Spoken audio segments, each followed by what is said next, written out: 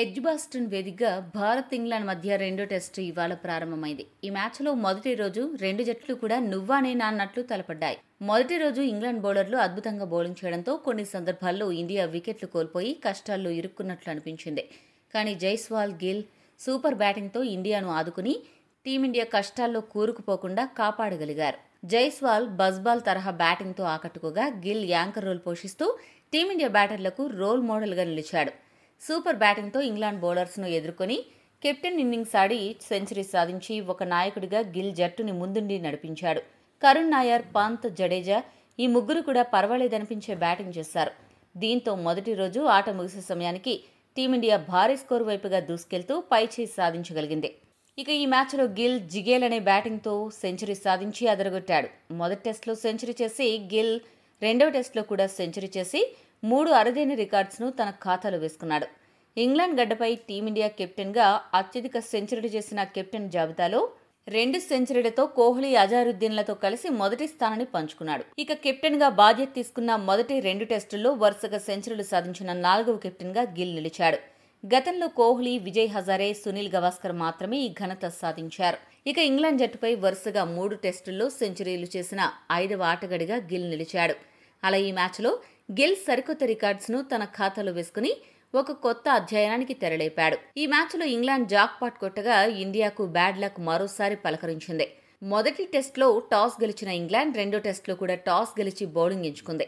ఈ సందర్భంగా గిల్ మాట్లాడుతూ తాను కూడా టాస్ గెలిచి ఉంటే మొదట బౌలింగ్ ఎంచుకునేవాడిని అని, ఎందుకంటే మొదటి రోజు తప్ప మిగతా 4 రోజులు బౌలర్స్కు ఈ పిచ్ ఏమాత్రం అనుకూలించదు అనే అర్థం వచ్చేలా తన అభిప్రాయాన్ని కుండబద్దలుగొట్టాడు. మొదటి టెస్టులో కూడా టాస్ గెలవడం ఇంగ్లాండ్కు కలిసొచ్చింది.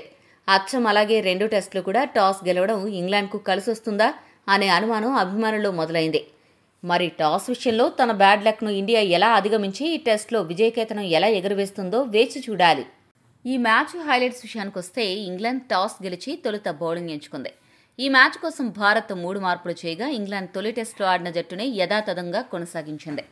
భారత్ తరపున బుమ్రా స్థానంలో ఆకాష్ దీప్, సాయి సుదర్శన్ స్థానంలో వాషింగ్టన్ సుందర్, శార్దుల్ ఠాకూర్ స్థానంలో నితీష్ కుమార్ రెడ్డి తుది జట్టులో చోటు దక్కించుకున్నారు. ఇక బ్యాటింగ్ చేస్తున్న భారత్కు ఆరంభంలోనే భారీ షాక్ తగిలింది. అద్భుత ఫామ్లో ఉన్న బ్యాటర్ కేఎల్ రాహుల్ 2 పరుగులకే అవుట్ అయి నిరాశపరిచాడు. క్రిస్ వోక్స్ బౌలింగ్లో రాహుల్ క్లీన్ బౌల్డ్ అయ్యాడు. విదేశాల్లో ఘనమైన ట్రాక్ రికార్డు కలిగిన రాహుల్కు ఎడ్జ్బాస్టన్ అచ్చిరాలేదు. గతంలోనూ అతను ఇక్కడ ఆడిన 2 ఇన్నింగ్స్లో 13-4 పరుగులు మాత్రమే చేసి ఘోరంగా విఫలమయ్యాడు. రాహుల్ తర్వాత క్రీజులకు వచ్చిన కరుణ్ నాయర్ ఆరంభంలో కాస్త ఇబ్బంది పడినా ఆ తర్వాత కుదురుకున్నాడు. కరుణ్ నాయర్ బ్యాటింగ్ చూసి ఈ మ్యాచ్లో ఖచ్చితంగా భారీ ఇన్నింగ్స్ ఆడతాడు అనిపించింది. అయితే దురదృష్టవశాత్తు బ్రైడన్ కార్స్ బౌలింగ్లో హ్యారీ బ్రూక్కు క్యాచ్ ఇచ్చి 31 పరుగుల వద్ద అవుట్ అయ్యాడు. దీంతో కరుణ్ నాయర్ మరో ఛాన్స్ను కూడా వృధా చేసుకున్నట్లయింది.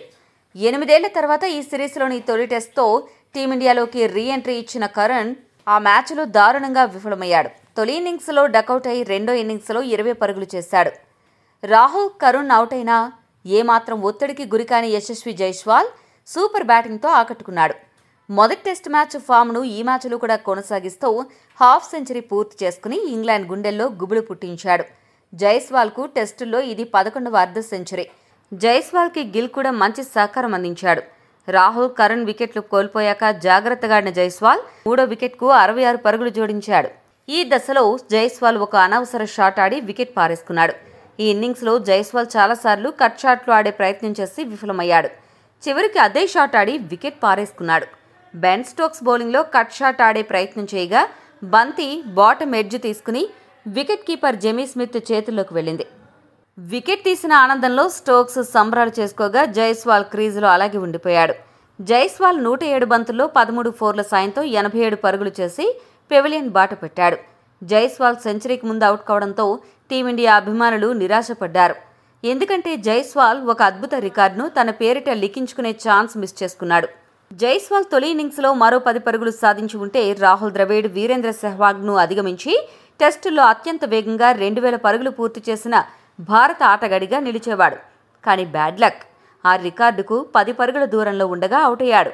జైస్వాల్ అవుట్ అయ్యాక రిషబ్ పంత్తో కలిసి గిల్ మరో కీలక భాగస్వామ్యానికి శ్రీకారం చుట్టాడు.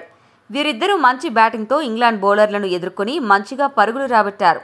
దీంతో టీమిండియా మరోసారి భారీ స్కోరు సాధించేలా కనపడింది. కానీ ఊహించని విధంగా బాగా ఆడుతున్న పంత్ 25 పరుగుల వద్ద షోయబ్ బషీర్ బౌలింగ్లో అవుట్ అయ్యాడు. ఈ షాక్ నుండి తేరుకోకముందే ఆ మరుసటి ఓవర్లోనే నితీష్ కుమార్ రెడ్డి 1 పరుగు మాత్రమే చేసి క్రిస్ వోక్స్ బౌలింగ్లో క్లీన్ బౌల్డ్ అయ్యాడు. దీంతో అనూహ్యంగా 211 పరుగులకే టీమిండియా 5 వికెట్లు కోల్పోయింది. శార్దుల్ ఠాకూర్ స్థానంలో చోటు దక్కించుకున్న నితీష్ ఆ అవకాశాన్ని బంగాళాఖాతంలో కలిపేసి పెవిలియన్ చేరాడు. తన పేలవ ఫామ్ను కొనసాగించాడు. ఇటువంటి క్లిష్ట పరిస్థితుల్లో గిల్, జడేజా ఇద్దరూ కలిసి సూపర్ బ్యాటింగ్తో ఎంతగానో ఆకట్టుకున్నారు. ఇంగ్లాండ్ బౌలర్లకు విసుగు పుట్టేలా బ్యాటింగ్ చేస్తూ పరుగులు రాబట్టి మెల్లిగా టీమిండియా స్కోరు 300 దాటేలా చేశారు. ఇదే క్రమంలో గిల్ సెంచరీ పూర్తి చేసుకోగా అతడికి జడేజా కూడా అండగా నిలిచాడు. మొదటి రోజు ఆట ముగిసే సమయానికి టీమిండియా 5 వికెట్లు నష్టపోయి 310 పరుగులు చేయగలిగింది.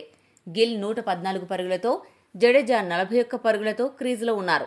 ప్రస్తుతం టీమిండియా పటిష్ట స్థితిలో కనిపిస్తూ భారీ స్కోరు దిశగా దూసుకెళ్తున్నట్లు కనపడుతోంది. కానీ ఇక్కడే ఒక ఆందోళనకర అంశం ఉంది. గిల్, జడేజా తర్వాత ఆల్రౌండర్ సుందర్ ఒక్కడే కాస్తో కూస్తో బ్యాటింగ్ చేయగలడు. ఇటువంటి పరిస్థితుల్లో ఇండియా మొదటి ఇన్నింగ్స్లో 450 స్కోరు సాధించాలి అంటే గిల్, జడేజా రెండవ రోజు సాధ్యమైనంత ఎక్కువసేపు బ్యాటింగ్ చేయాలి. ఎందుకంటే కొత్త బ్యాటర్కు ఇంగ్లాండ్ బౌలర్స్ను ఎదుర్కోవడం అంత సులభం కాదు. అదే సమయంలో ఒకవేళ గిల్ లేదా జడేజా తొందరగా అవుట్ అయితే సుందర్ కూడా బాగా బ్యాటింగ్ చేయగలగాలి. అప్పుడే టీమిండియా పటిష్ట స్థితికి చేరుకుంటుంది. 450 స్కోరు సాధించగలుగుతుంది. ఇటువంటి పరిస్థితుల్లో గిల్, జడేజా, సుందర్ ఈ త్రిమూర్తులు రెండవ రోజు ఎలాంటి అద్భుతాలు చేస్తారో వేచి చూడాలి.